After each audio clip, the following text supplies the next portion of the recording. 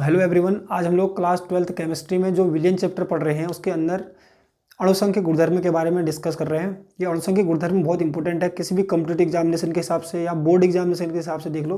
विलियन chapter का जो ज़्यादा से ज़्यादा पोर्शन है जो एग्जामिनेशन में आता है वो अणुसंख्यक गुणधर्म से ही आता है। तो स्टार्ट करते हैं। अणुसंख्यक गुणधर्म होते क्या हैं, कितने प्रकार के होते हैं, क्या बोला, अणु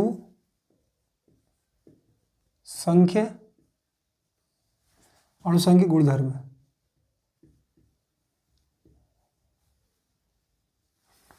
ठीक, अणुसंख्यक गुणधर्म को हम लोग कॉलिगेटिव प्रॉपर्टीज बोलते हैं। क्या बोलते हैं? Colligative properties.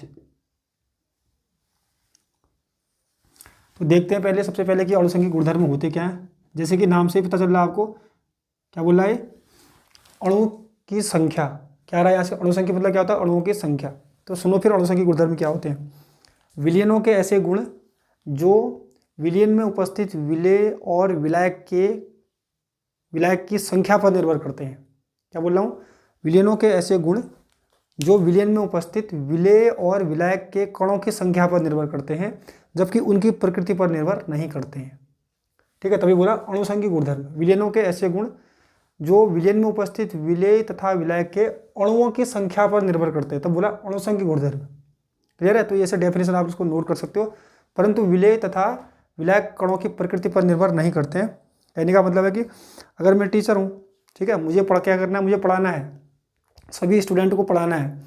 मुझे ये नहीं देखना है कि भाई कौन सा स्टूडेंट किस टाइप का है और कौन सा कहाँ से आया है, ठीक है, किसकी क्या कास्ट है, मुझे ये नहीं देखना है। मुझे सिर्फ क्या करना है, पढ़ाना है। तो इस टाइप के जो गुणधर्म होते हैं उसको क्या बोलते हैं हम लोग, अणुसंख्यक गुणधर्म, जो विलेय तथा विलायक कणों की संख्या पर निर्भर करते हैं, उनकी प्रकृति पर निर्भर नहीं करते हैं। क्लियर है? तो देखो, तो जो अणुसंख्यक गुणधर्म हमारे पास है, यहाँ पर हमारे पास 4 टाइप के अणुसंख्यक गुणधर्म हैं। एक को बोलते हैं वाष्प दाब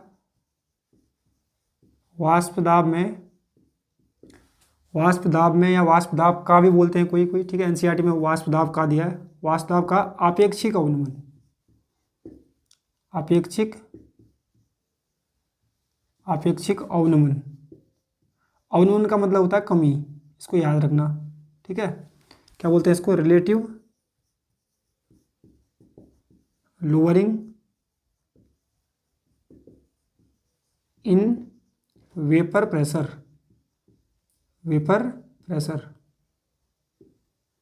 पहला ये हो गया। दूसरा जो होता है यहाँ पर वो होता है हमारा क्वथनांक में उन्नयन का मतलब होता है बढ़ना, ठीक है, वृद्धि। क्वथनांक में उन्नयन को बोलते हैं हम लोग एलिवेशन इन बॉइलिंग पॉइंट।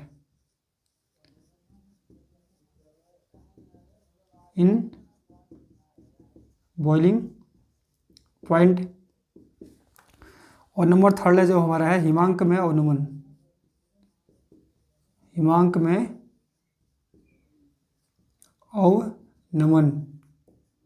इसको हम लोग कह सकते हैं, क्या बोल सकते हैं, डिप्रेशन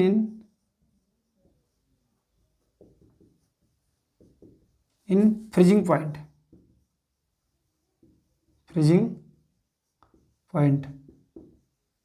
ठीक। और जो लास्ट होता है अणुसंख्यक गुणधर्म में वो होता है हमारा प्रासरण दाब। क्या होता है, प्रासरण दाब, जिसको हम लोग ऑस्मोटिक प्रेशर बोलते हैं। क्या बोलते हैं, ऑस्मोटिक प्रेशर। ठीक हो गया। तो ये है हमारे 4 टाइप के अणुसंख्यक गुणधर्म। सबसे पहले हम इसको डिस्कस करेंगे कि वाष्प दाब में आपेक्षिक जो अवनमन होता है वो क्या होता है, और वाष्प दाब में आपेक्षिक अवनमन क्यों होता है, और वो अणुसंख्यक गुणधर्म क्यों है। ठीक है, तो स्टार्ट करते हैं।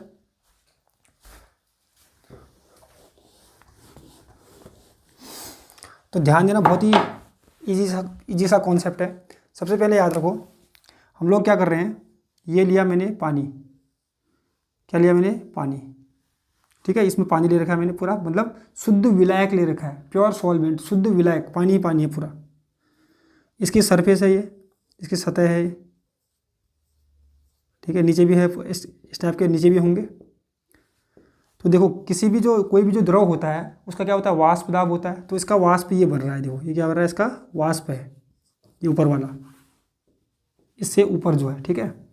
अब जैसे मैंने क्या करा, इस विलायक के अंदर, मतलब इस पानी के अंदर मैंने क्या करा, थोड़ा सा चीनी मिला दी, मतलब कोई सा अवाष्पशील विलेय मिला दिया, जैसे चीनी मिला दी, यूरिया मिला दिया, जैसे ग्लूकोज मिला दिया, वो अवाष्पशील होते हैं। तो क्या हो जाएगा हमारा, क्या बन जाएगा, बन जाएगा विलयन, चीनी पानी बन जाएगा भाई। चीनी पानी को क्या बोलेंगे, विलयन बोलेंगे, ठीक है। अब क्या होगा, अभी तक देखो पूरी की पूरी जो सतह थी उसमें क्या थे, पानी के अणु थे, यहाँ भी पानी के अणु, यहाँ भी पानी के अणु। अब जैसे आपने चीनी मिलाई इसके अंदर, तो बीच में क्या आएगी, चीनी भी आ जाएगी। देखो जो ब्लैक ब्लैक कलेक्ट कर रहा हूँ मैं, ये डॉट डॉट वाले, ये वाले, ये क्या होगा, चीनी के अणु आ गए। अब इससे क्या होगा देखना, इससे क्या होगा, अभी तक क्या हो रहा था कि जो सबके सब अणु किसके थे, पानी के थे, मतलब H2O के अणु थे, तो वो वाष्प बनाते रहते, यहाँ से क्या कर रहे थे, वो यहाँ से द्रव अवस्था से वाष्प अवस्था में जा रहे थे, तो वाष्प बना रहे थे, और वाष्प बनाएंगे तो वाष्प दाब भी बनेगा, ठीक है। ज़्यादा वाष्प बनेगा तो ज़्यादा वाष्प दाब भी बनेगा।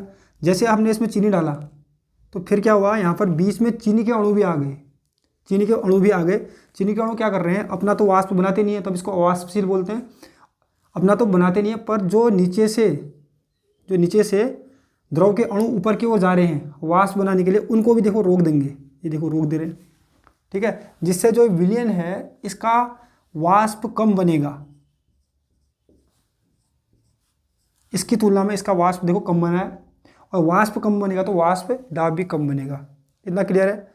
तो जो विलयन होता है जिसमें अवाष्पशील विलेय मिला होता है, उसका वाष्प दाब कम होता है विलायक की तुलना में, ठीक। मान लिया मैंने इसका जो वाष्प दाब है वो मैंने मान लिया P0A, क्या मान लिया, P0A इसका वाष्प दाब मान लिया, इसका शुद्ध विलायक का।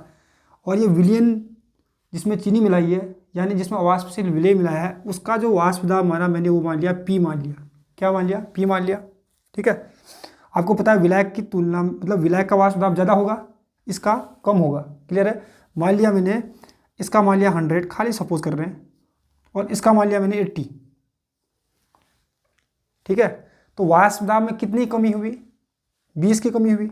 जैसे हमने अवाष्पशील विलेय मिलाया तो वाष्प दाब में क्या होगी, कमी होगी, कितने की कमी हुई, 100-80, ठीक है। मतलब P0A माइनस क्या P, ये क्या होगी, वाष्प दाब में कमी, इसको बोलते हैं हम लोग वाष्प दाब में,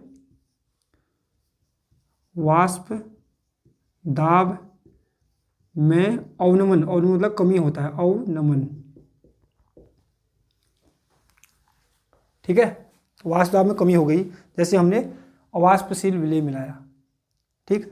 अब क्या होता है कि जो ये वाष्प दाब में कमी होती है, वाष्प दाब में जो कमी होती है, या वाष्प दाब में सापेक्षिक, देखो ये तो है वाष्प दाब में अवनमन है, अगर हमको क्या निकालना है, वाष्प दाब का आपेक्षिक अवनमन निकालना है, तो मैं क्या करूँगा, P0A माइनस P, मतलब 100 माइनस 80, इसको डिवाइड कर दूंगा फिर से 100 से, मतलब P0A से डिवाइड कर दूंगा, तो क्या निकल जाएगा मेरा, ये जो क्या निकल जाएगा, वाष्प दाब का आपेक्षिक अवनमन, क्या निकला, वाष्प दाब का आपेक्षिक अवनमन निकल गया, इसको बोलते हैं वाष्प दाब का आपेक्षिक अवनमन, ठीक है। अब जब जो ये वाष्प दाब का आपेक्षिक अवनमन है, ये किसके बराबर होता है, ये होता है विलेय के मूल अंश के बराबर होता है। ये जो है XB, ये क्या है, विलेय के मूल अंश, विलेय के मूल अंश के बराबर होता है, ठीक है, विलेय के मूल अंश के बराबर होता है, क्लियर है। अब जो वाष्प दाब में सापेक्षिक अवनमन हुआ या आपेक्षिक अवनमन हुआ, वो विलेय के मूल अंश के बराबर होता है, ठीक है। और विलेय के मोल क्या होते हैं, विलेय के मूल अंश क्या होते हैं, मूल अंश किस पर निर्भर करते हैं, मोल पर, और मोल है क्या, अणुओं की संख्या ही तो है, क्या है, अणुओं की संख्या है, ठीक है। तो यहाँ पर क्या बोला था, अणुसंख्यिक गुणधर्म। तो जो ये वाष्प दाब में हमारा सापेक्षिक अवनमन आ रहा है, वो किसके बराबर है, अणुओं की संख्या के बराबर है। तो इससे सिद्ध क्या होता है कि जो वाष्प दाब का आपेक्षिक अवनमन है एक अणुसंख्यिक गुणधर्म है, क्लियर है, ठीक है। तो ये तो हमारा सिद्ध हो गया कि वाष्प दाब में जो आपेक्षिक अवनमन है या सापेक्षिक अवनमन है वो एक अणुसंख्यिक गुणधर्म है, क्लियर। अब यहाँ से हम लोग वाष्प दाब में आपेक्षिक अवनमन से किसी भी विलेय का आणविक द्रव्यमान यानी मोलर द्रव्यमान कैसे निकाल सकते हैं, उसके लिए एक सूत्र बनाते हैं, ठीक है।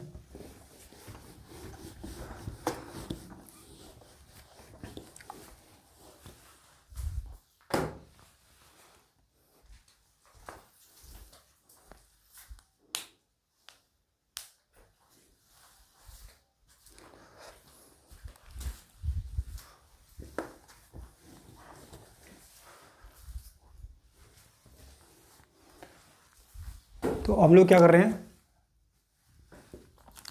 वाष्प दाब में जो अपेक्षित अनुमान होता है वो कितना होता है, P not a minus P upon P not a. ठीक है, इससे हम लोग विलेय का मोलर द्रव्यमान ज्ञात करते हैं, विलेय का आणविक द्रव्यमान बोल सकते हो।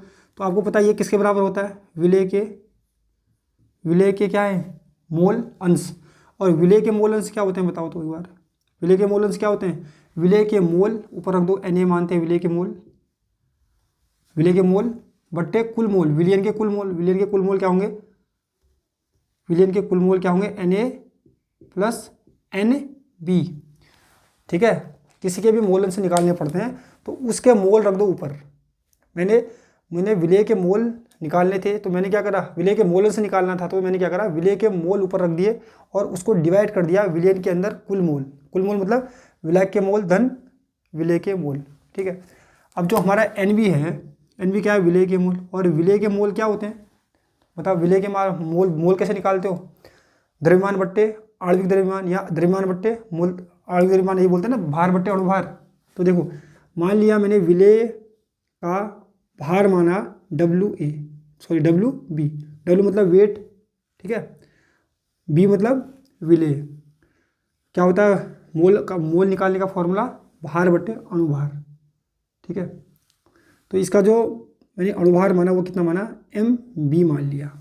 और ऐसे मुझे विलेय के भी निकालने हैं, विलायक के भी निकालने हैं, तो क्या करूँगा, Na, इसको मैं नीचे लिखता हूँ फिर से, Na इक्वल टू क्या बनेगा formula, WA upon MA। Clear है। अब मैं इसको यहाँ पर रखूँगा तो हमारा XB इक्वल टू क्या हो जाएगा, XB इक्वल टू NB क्या है हमारा, WB अपॉन MB। ठीक है, अपॉन फिर से क्या रखूँ, Na की जगह क्या रखूँ, WA अपॉन MA, फिर प्लस WB अपॉन MB। ये क्लियर है।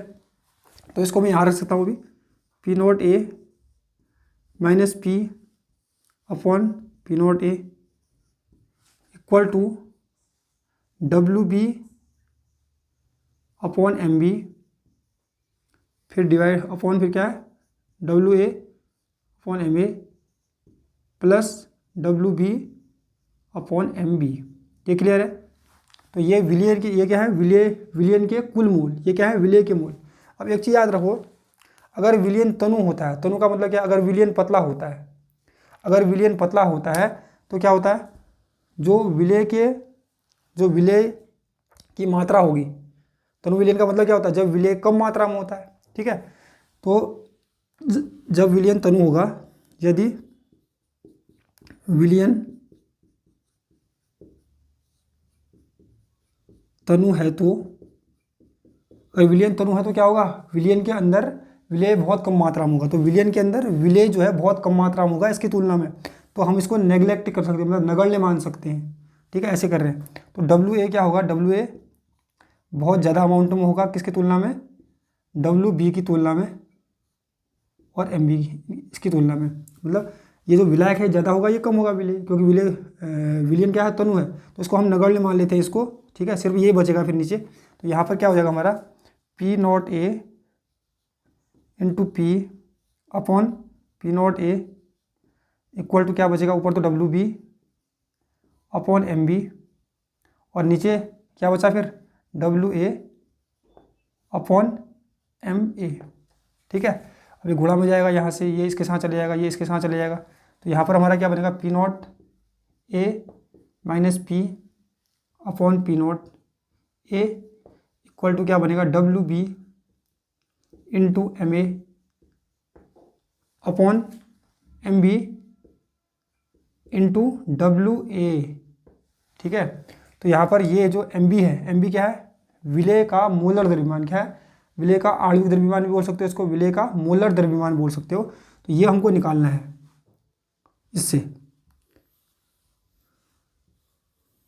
ठीक है, इसमें आपको सब चीज़ पता होना चाहिए कि P नॉट A क्या है, विलायक का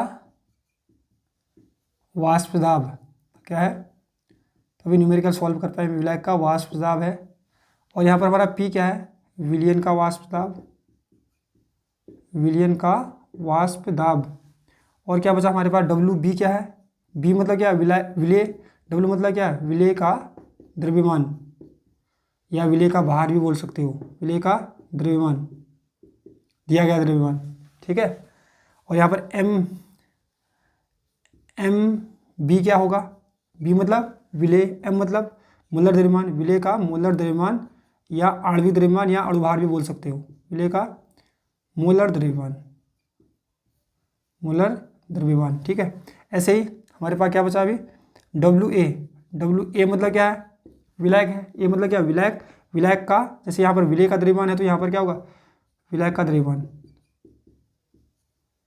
विलायक का द्रव्यमान, ठीक है। और एक चीज़ और बचा एम ए मतलब क्या, विलायक, ठीक है, एम मतलब क्या, मोलर द्रव्यमान, तो यहाँ पर बोलेंगे विलायक का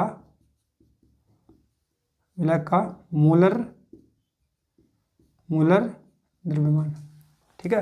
तो इस फॉर्मूले से बहुत सारे न्यूमेरिकल सॉल्व होंगे, तो आप इसको याद रख लेना अच्छे से, ठीक है। ये तो हमारा हो गया पहला अणुसंख्यिक गुणधर्म, वाष्प दाब में अवनमन। अब हम लोग दूसरा डिस्कस करके वो करेंगे क्वथनांक में उन्नयन कैसे होता है, आखिरकार क्वथनांक में उन्नयन जो है वो अणुसंख्यिक गुणधर्म कैसे है, उसको भी हम लोग को प्रूव करना है।